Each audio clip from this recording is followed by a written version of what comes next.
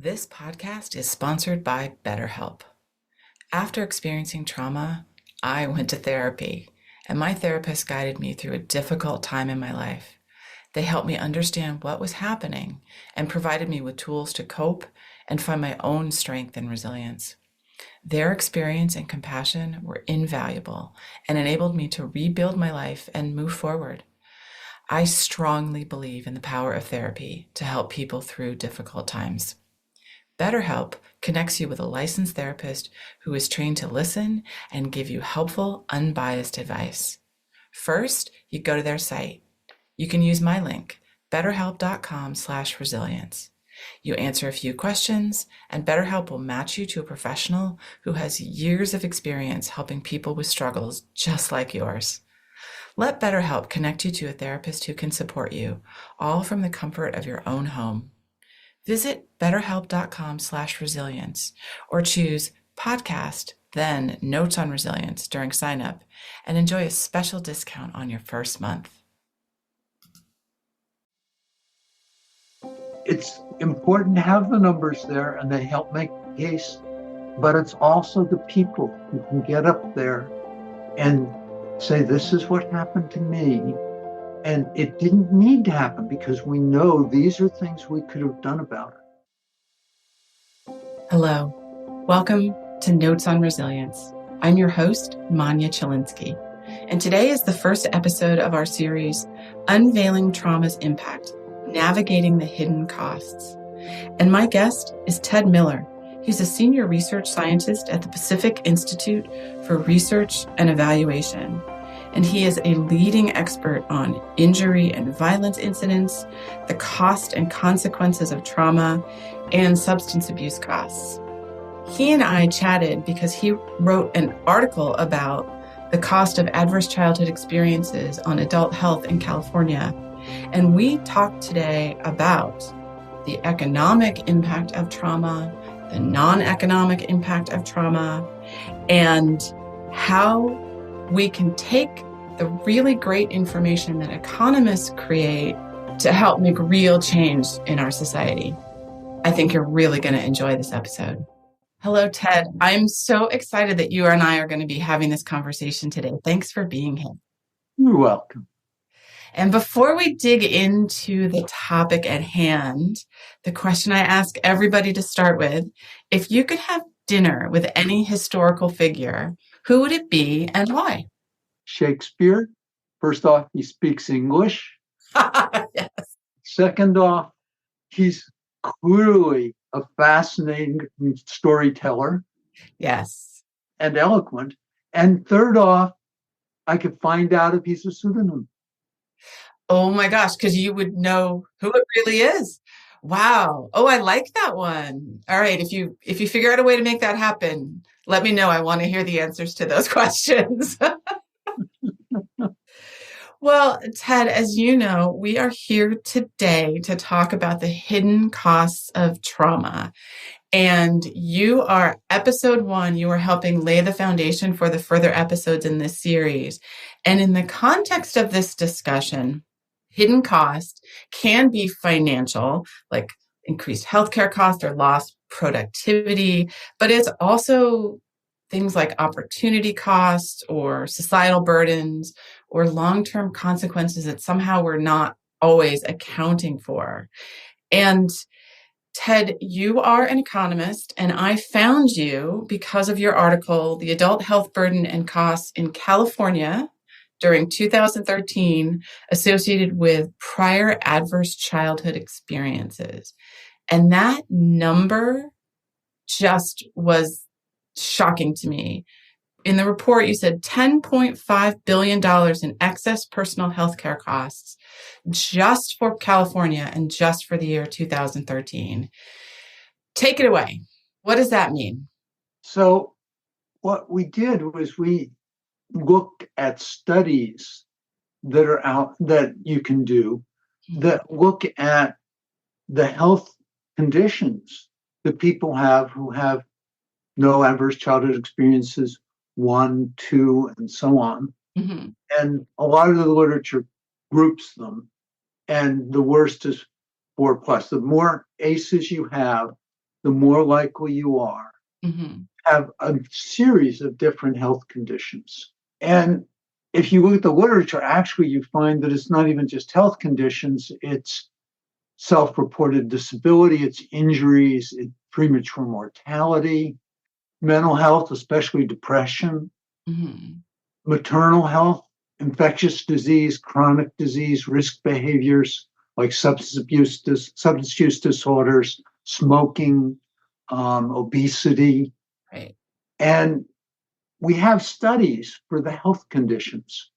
So we know that in California, depression, asthma, COPD, which is sort of respiratory stuff, arthritis, and cardiovascular disease were all elevated in their data, and we could see it there. And we went to studies that had here's what the medical costs are. Hmm. We went to other studies that said here's what the quality of life loss is from those conditions. And we used a framework where quality of life encompassed work loss as well, Hmm. so that we could just look at those two categories. Now, one of the challenges there is putting a dollar value on that quality of life loss. Right. That's what I'm wondering about. How do you put that number to it? I've been doing that since the 1980s. What we do is we look at what people pay for small changes in their chance of being killed or injured, or we do surveys that ask them what they would pay to reduce their chance of death in specific situations. For example, do you slow down in a bad wind and rainstorm when you're driving? And how much higher do you think your risk of death would be if you didn't slow down? Oh, wow. Okay.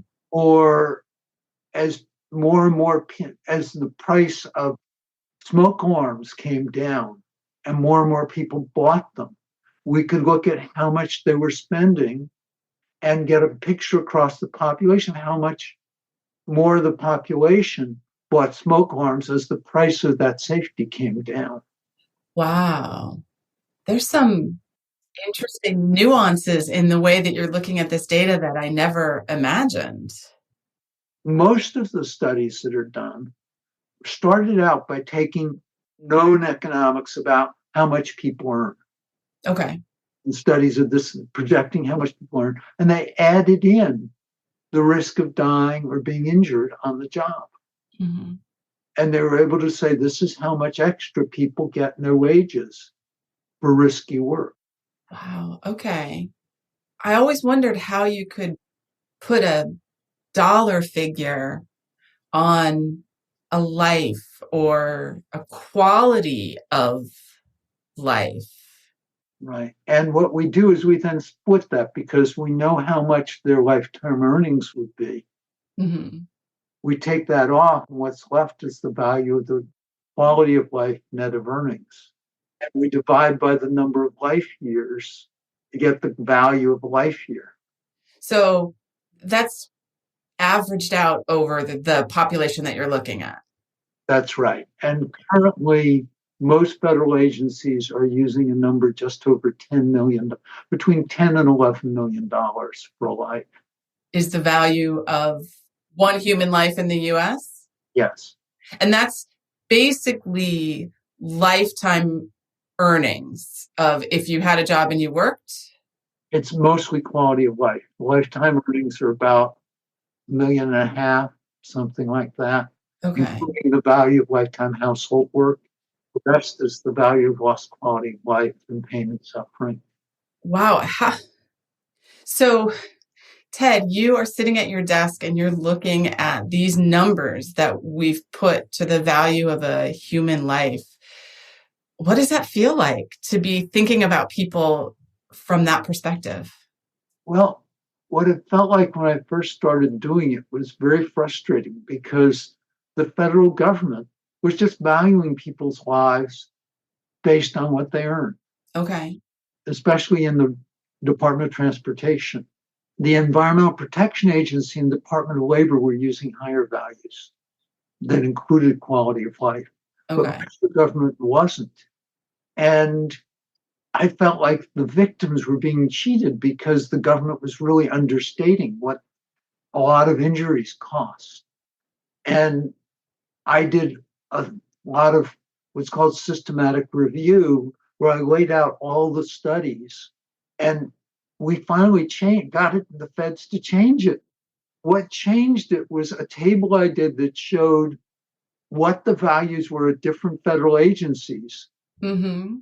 The lawyers took one look and said, our agency is being disadvantaged, and changed it. Whereas the analysts have been very hesitant to put a dollar value on quality of life because Yeah. traditionally they hadn't. Yeah. Thank you for doing that work and helping us get a fuller picture of how important our individual lives are.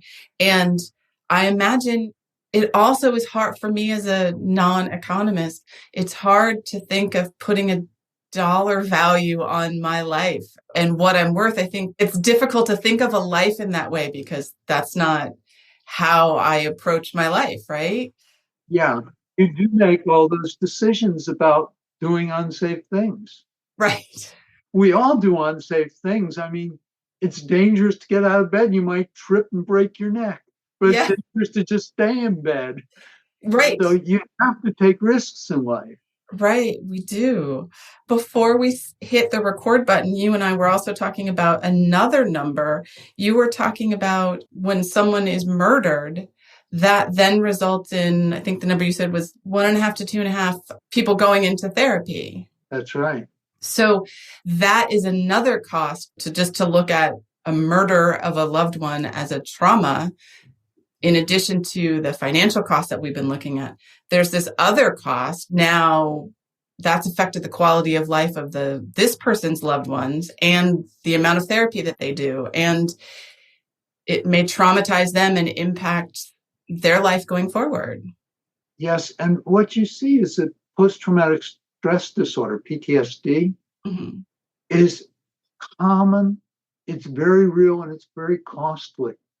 Laura Winston at Children's Hospital of Pennsylvania did a study one time where she talked to parents whose children had been injured in a motor vehicle crash, and they gotten a phone call from some authorities saying, your child has been in a road crash and they've been transported to the hospital. Yeah. There were some of those people whose kids had turned out to be just fine by the time they got to the ED, Mm-hmm.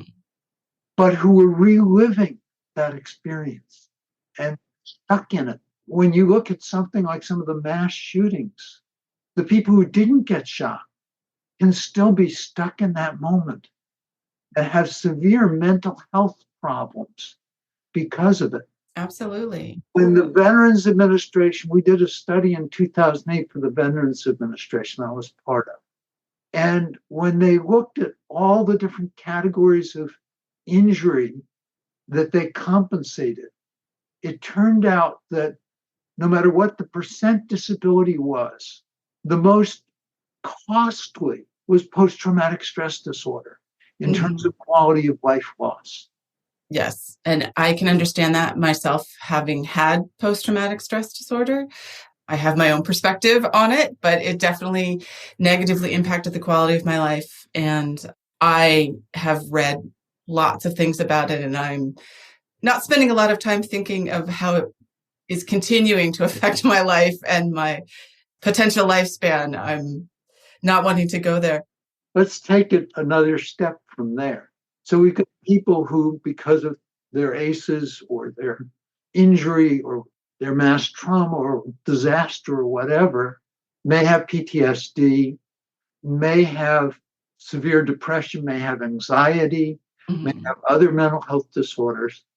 Those disorders all affect your employability as well as your lifespan. Yes. And that in turn affects your food security, your housing security, your ability to form good relationships and maintain them, your chance of being divorced. So that's a whole nother set of costs that ripple down. Yes. And I so appreciate you bringing those up, like food insecurity and and loss of your job. These are things that I feel like, this is my own perspective, but I feel like when when something happens, so, after the bombing, the thought isn't all of these downstream effects and how can we help sort of stem the tide by taking care of people in the immediate aftermath. And we need to be thinking about, this is the impact on society if we don't take steps to take care of these people. I know you're on the research side, you're on the economic side, you're not the policy guy. You're not the person who takes your research and says, we're going to turn this into a policy. But what do you think are the barriers to taking this really good information that you and other researchers have done to show the impact of trauma and actually make real changes? Policy processes move slowly, and usually what moves them is a champion. It's important to have the numbers there and they help make the case, but it's also the people who can get up there and say, this is what happened to me. Mm-hmm. And it didn't need to happen because we know these are things we could have done about it. And we need to not let that happen to other people. Right. And I always tell people when I've done work that has the quality of life in, that if they're going to go testify, for example, in a hostile place, that the standard bearer of the numbers should be a victim or a survivor or someone who lost a loved one, mm-hmm. because anybody who was sufficiently empathetic to get elected is never going to ask the victim, well, how do you know that your child was worth $10 million? And the head of the Department of Health may well get asked that. Right, because the Department of Health, it's just a number, it's a data point. But for the victim or the survivor or the family member, it's personal. And yes, I would imagine you'd have to be very brave to ask someone like that one of those questions. Yeah, the other problem that you hit is that we don't know enough about how to deal with PTSD. There have been some recent breakthroughs, I believe, but it's still not a disease that we have a real good handle on. Right. Ted, one of my arguments is if we can validate people's experiences and get in there early and say what you're experiencing is normal, then we can help some more people tap into their own networks and their own resiliency and maybe reduce the number of people who get these post-traumatic stress disorder, acute depression, all of these downstream, so that we can minimize these costs and lift us up as a society. Yeah, and with the ACEs, it appears that what's really important is to give those kids a good, strong, supportive adult or two in their lives, mm-hmm. young and when they're experiencing the ACEs. That's easy to do when the ACEs didn't result from continuing problems in the home. It's difficult to do when the home is unstable, when your mother or your father has an alcohol or drug use disorder, when they're not functional and when that household is therefore not functional. But it's important to remember that people want to be good parents.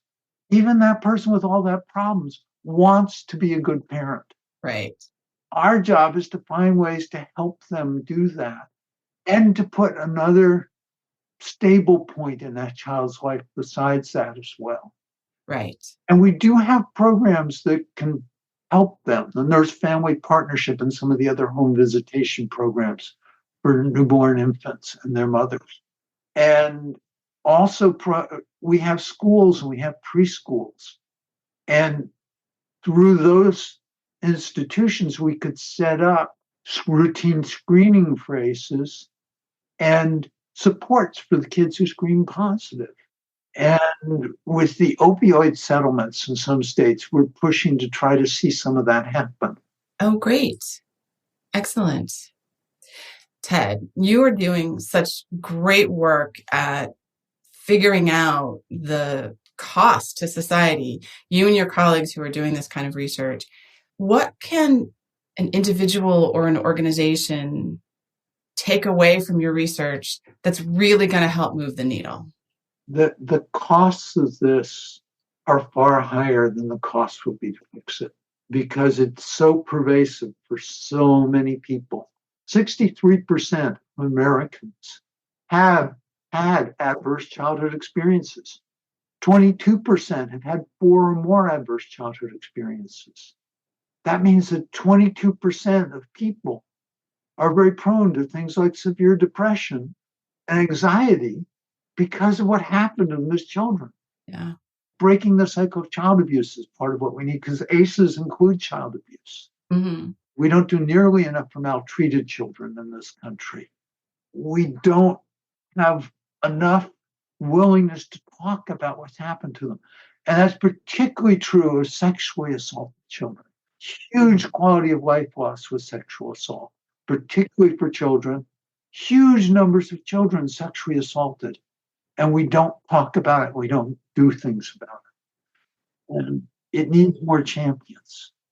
We do. We do. But you're right. These topics are difficult. And I think they're difficult to hear about. They're difficult to think about and certainly to talk about. And I think that is one of the underlying challenges and why we need more advocates and people sharing their story, because we need people to force others to listen to how important this information is. Yeah, and the other thing that it makes is needing some mass movements. Like I was talking about the importance of the individual victim, Mm-hmm. but then if we look at history with, say, MAD, Yes, those upset individual victims got together into an organization. yes. There were enough of them then to have political clout. And I think every one of these conditions that we have talked about, there are enough people. If we could find each other, there are enough people to make a real movement behind. I think the challenge is, especially when you're dealing with trauma, is not everybody wants to talk about their trauma or be upfront about it for all sorts of reasons. So we'll just need to find some ways that we can all find each other then, Ted. Thank you for that. But it's also striking that we've done more about sexual assault in prison in terms of both tracking how common it is and doing something about it than about sexual assault in the home. Yeah, that's a shame, especially as the things you were talking about for kids. If we can address those ACEs early, we can give back quality of life. Yes. It's longevity. It's how many years you're going to live and whether you're going to get cancer and whether you're going to get heart disease and all sorts of things. I know. Well, we're getting close to the end of our time. What's one thought you'd like to leave our listeners with? That trauma isn't just an acute condition. It affects, for many, many of the victims, their entire life and many aspects of their life. We economists are brave. We can stick our necks out. We can put a dollar value on that, but we can never fully capture it. Ted, thank you so much for talking with me today and sharing with me and our listeners this really important work that you do. And thank you for the work that you do, because it is part of making real change for trauma victims. And I, for one, appreciate that greatly. And thank you for running this series, Anya. Thanks to our listeners. Look forward to episode number 2 soon. Thank you for listening. I hope you got as much out of this conversation as I did. So if you'd like to learn more about me, Manya Chilinsky, I work with organizations to help understand how to create environments where people can thrive after difficult life experiences. And I do this through talks and consulting. I'm a survivor of mass violence, and I use my experience to help leaders learn about resiliency, compassion, and trauma-sensitive leadership, to build strategies to enable teams to thrive and be engaged amidst difficulty and turmoil. If this is something you want to learn more about, visit my website, www.manyachilinski.com, or email me at manya@manyachilinski, or stop by my social media on LinkedIn and Twitter. Thanks so much.